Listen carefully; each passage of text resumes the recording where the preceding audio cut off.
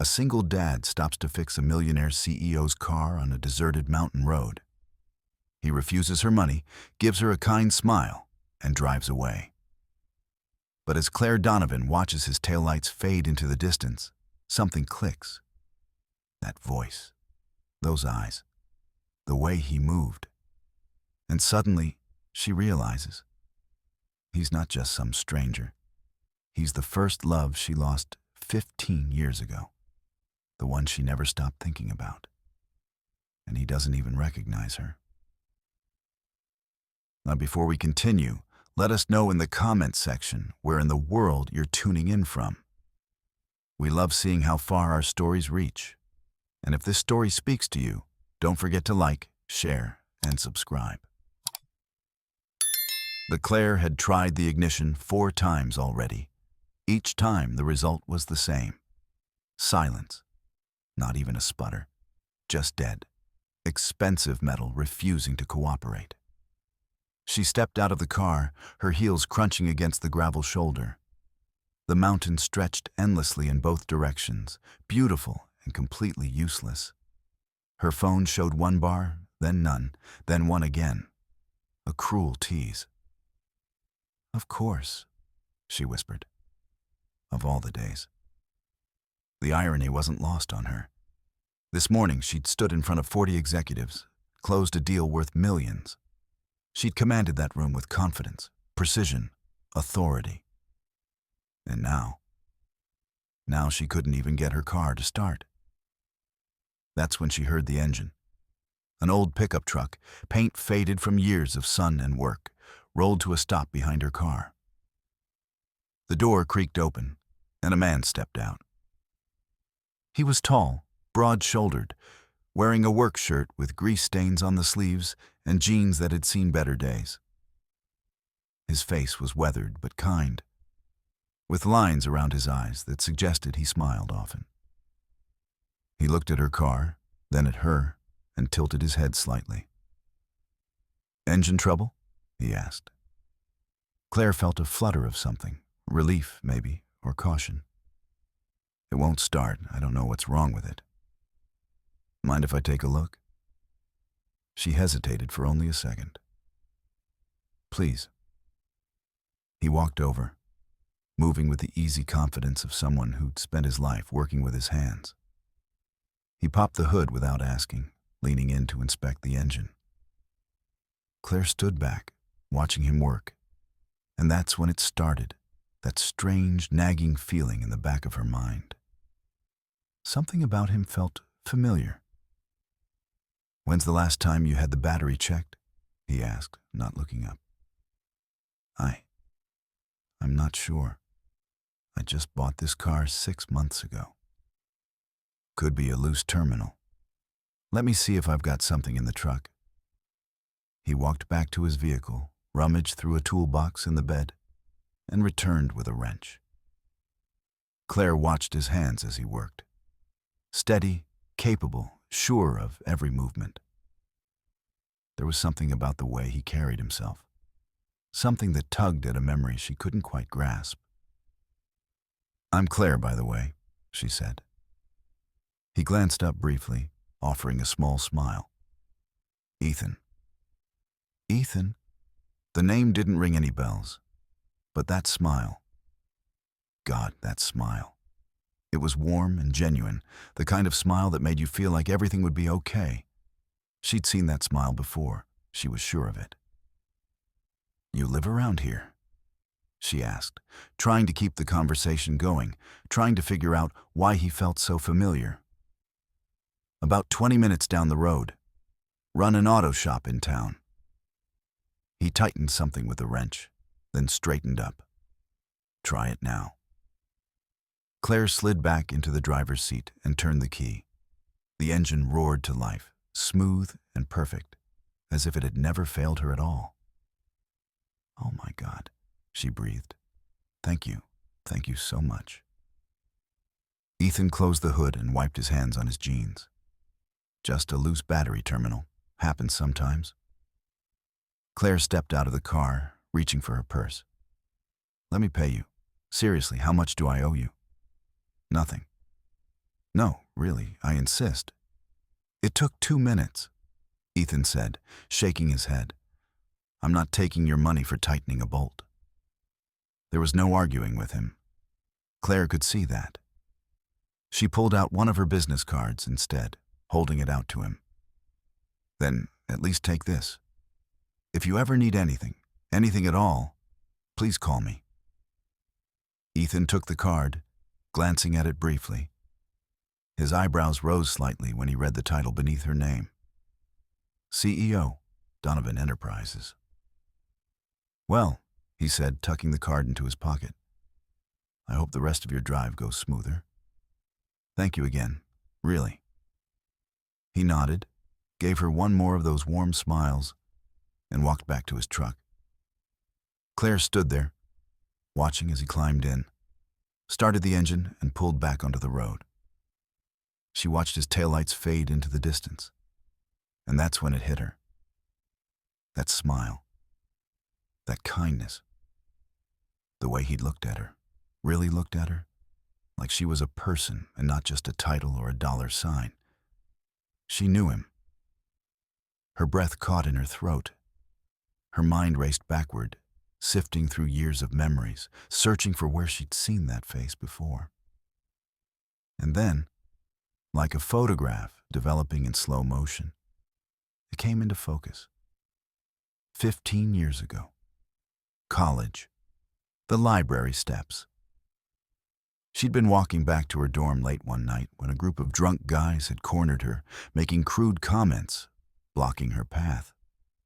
She'd been terrified, frozen, unsure what to do.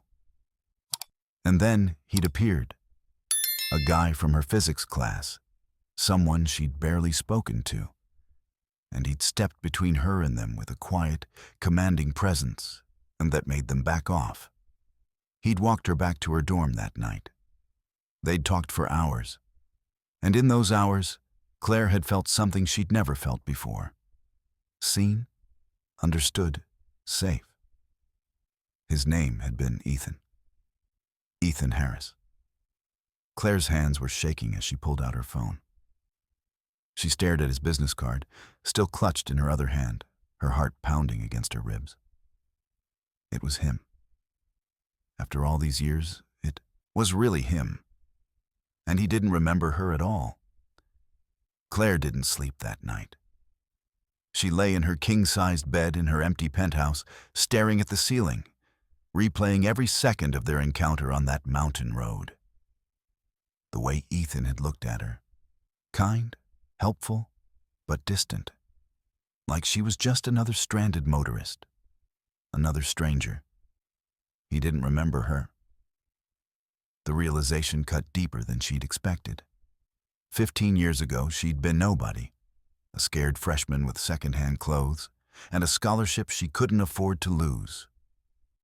But that night on the library steps, when those men had cornered her, when Ethan had stepped in without hesitation, she'd felt like somebody. Like she mattered. They'd talked until dawn that night. About dreams, fears, the future. She'd told him things she'd never told anyone. And when the sun came up, he'd kissed her, soft and gentle, like she was something precious. Then he was gone. She'd searched for him, asked around campus. But Ethan Harris had simply vanished. And eventually, Claire had to accept that whatever they'd shared was just a beautiful moment. Nothing more. Except it had never felt like nothing. Not to her. Now he was back, and she was invisible to him. Claire grabbed her phone off the nightstand. 3 a.m. She pulled up Google, typed in his name. Harris Auto Repair appeared immediately. Reviews, photos, a simple website. There was a picture of Ethan standing in front of the shop, arms crossed, that same quiet smile. Then she found his Facebook page. Public profile. Photos of a little girl with dark curls and his smile. Emma, probably. Pictures of school plays, birthday parties, father-daughter camping trips. A simple life. A good life. No mention of a wife. No woman in any recent photos. Claire's chest tightened. He'd built a whole world without her. And why wouldn't he? She'd been one night in his life, one conversation, one kiss. But God, she'd never forgotten him. Her finger hovered over the message button. What would she even say? Hey, remember me? You saved my life once, and I've been measuring every man against you for 15 years? She closed the app. This was insane. She was being insane. But the next morning, Claire found herself driving back toward that mountain town. She told herself it was just to thank him properly, to repay the kindness. Nothing more. Harris Auto Repair was a modest building on Main Street, sandwiched between a hardware store and a coffee shop. Claire parked across the street, watching through the window as Ethan worked on a car, his movements efficient and practiced. She almost turned around, almost drove away. Then Ethan looked up, saw her car, and waved. There was no backing out now. The shop smelled like oil and metal. A woman at the front desk smiled at her. Help you with something? I'm actually looking for Ethan. Claire? She turned. Ethan was walking toward her, wiping his hands on a rag, looking surprised but pleased. Hi, she said, suddenly feeling foolish. I hope I'm not interrupting. Not at all. Is everything okay with the car? Uh-huh. The car's perfect. She held up a paper bag. I brought lunch to say thank you, if you have time. Something flickered across Ethan's face. Hesitation, maybe, or uncertainty. He glanced back at the shop, then at her. Yeah, he said finally. Yeah, I can take a break. They sat on a bench outside the coffee shop next door. Claire had brought sandwiches from an upscale deli in the city, suddenly aware of how out of place they looked in this small town. You didn't have to do this, Ethan said, unwrapping his sandwich. I wanted to. They ate in silence for a moment. Claire's mind raced, searching for the right words, the right way to ask if he remembered. Can I ask you something? Ethan said quietly. Claire's heart jumped. Of course. Yesterday, when you gave me your card, Claire Donovan, CEO. You're that Claire Donovan. I looked you up last night. He wasn't meeting her eyes. You've done incredible things. Built an empire. Why are you really here? I told you. To thank you. People like you don't drive an hour to bring lunch to a small-town mechanic. His voice was gentle but firm. So, what is this really about? Claire's breath caught. She could see it now. The walls he'd built. The assumption that someone like her couldn't possibly have genuine interest in someone like him. You think I'm slumming it? She asked softly. That this is some kind of charity? I don't know what to think. Ethan finally looked at her. You're a CEO? I fix cars and go home to a kid and frozen dinners. We live in different worlds. We didn't always. The words hung in the air between them. Ethan's expression shifted. Confusion, then concentration, like he was trying to solve a puzzle. What do you mean? Claire's hands trembled. This was it. Westfield University, 15 years ago. We had physics together, Professor Morrison's class. Ethan's eyes widened slightly. I was only there for a year. I know. You left in the spring. She took a breath. Do you remember October 23rd? Outside the library? She watched his face carefully, saw the moment his memory stirred, saw him searching backward through time. There was a girl, he said slowly. Some guys were hassling her. I walked her home. That was me, Ethan. He stared at her, really stared, like he was seeing her for the first time. His sandwich forgotten, his whole body still. Claire, he whispered, That was you? I had brown hair back then. Glasses. I was 40 pounds lighter because I could barely afford to eat. Oh my God. Ethan ran a hand through his hair. I looked for you. After I had to leave school, I tried to find you, but I didn't have your number, didn't know your last name. You were just Claire from physics class. Something broke open in Claire's chest. You looked for me? Of course I did. His voice cracked slightly. That night, Claire, that wasn't just some random thing for me.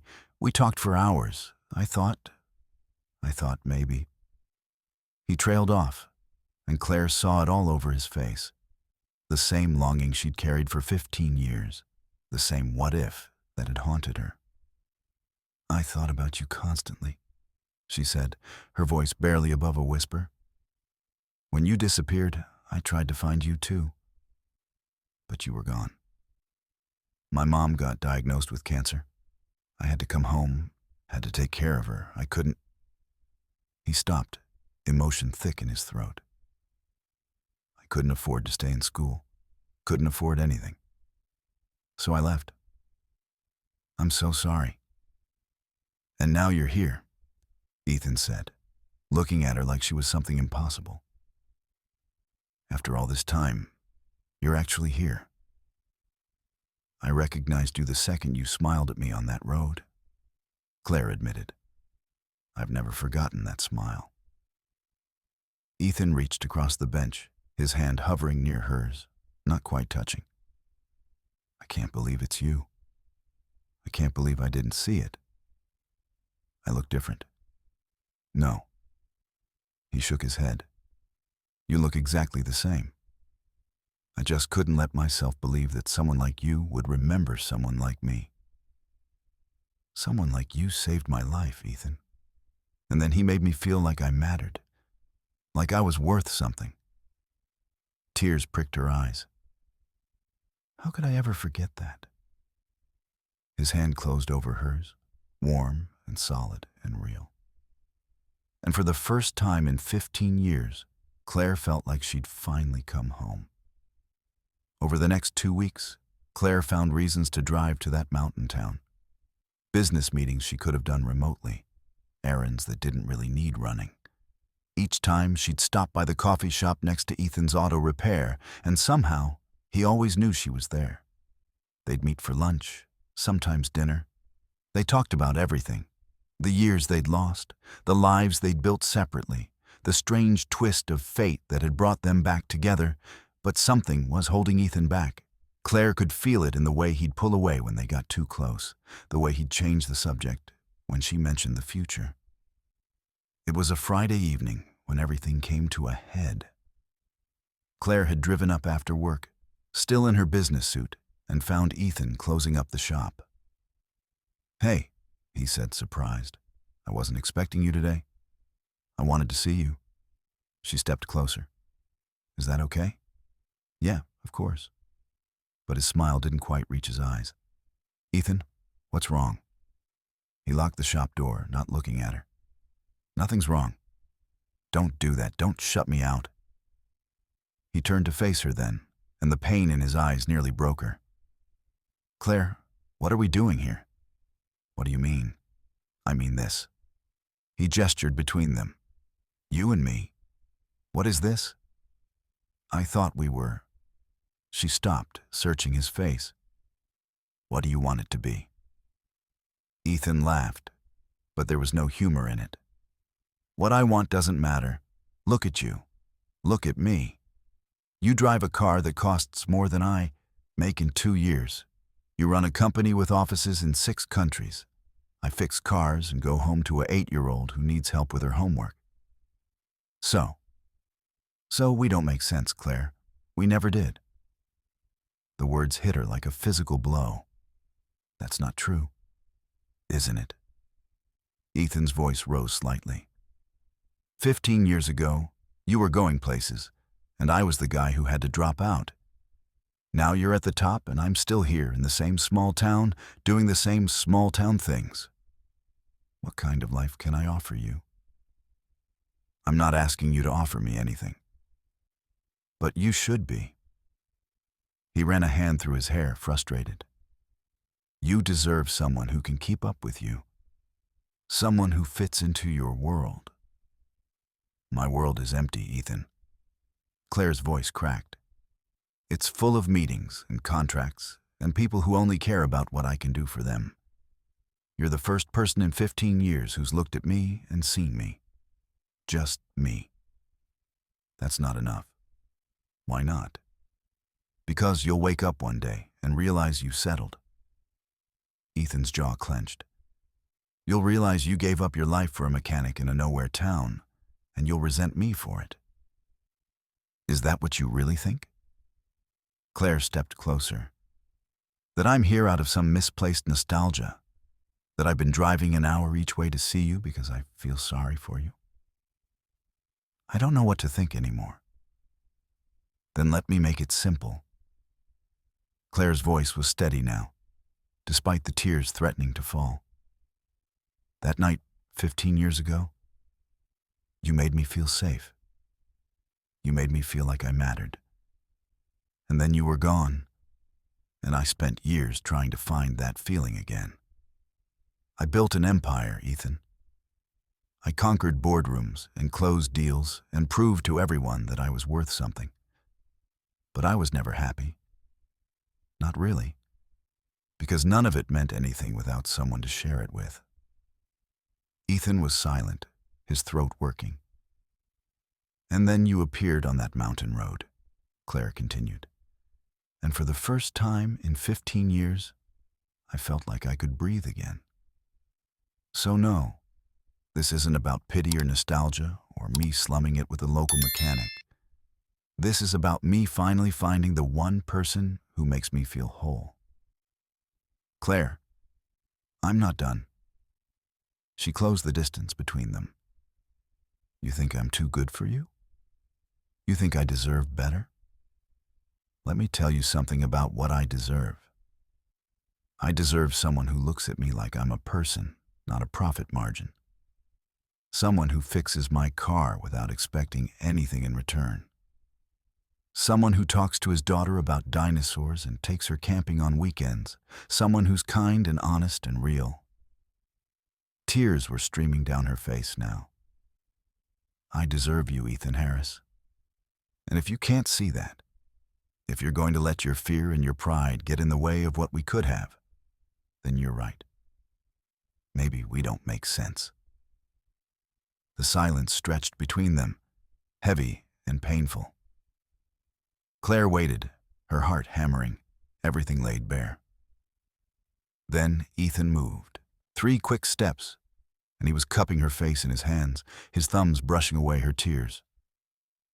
I'm scared, he whispered. I know. I'm scared of not being enough, of disappointing you, of you waking up one day and regretting this. Ethan.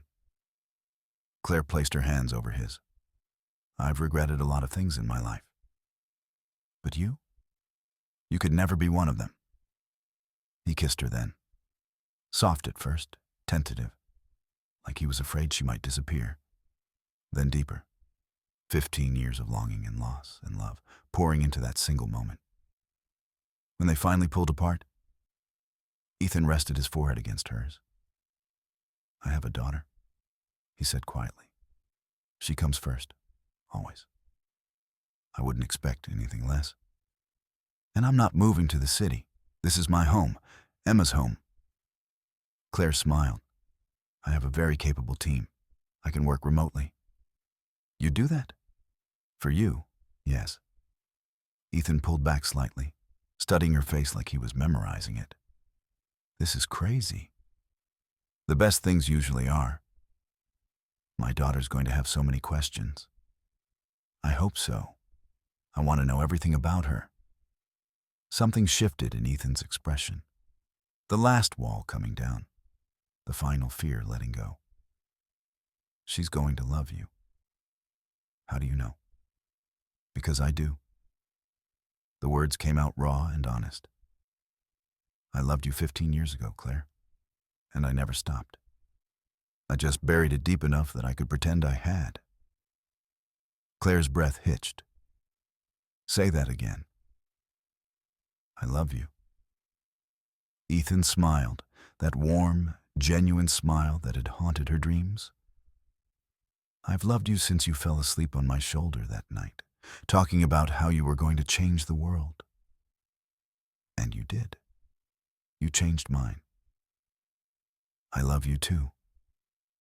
Claire laughed through her tears. I've been in love with you for 15 years, and I didn't even know if I'd ever see you again. Well, Ethan wrapped his arms around her waist. You're stuck with me now. Promise? Promise. 3 months later, Claire stood in the bleachers of Emma's school, watching the 8-year-old play soccer, or try to play soccer. Emma was more interested in the dandelions growing at the edge of the field than the actual game. Ethan sat beside her, his hand warm in hers. She's terrible at this. She's having fun, that's what matters. Last week she asked if you were going to be her new mom. Claire's heart stuttered. What did you tell her?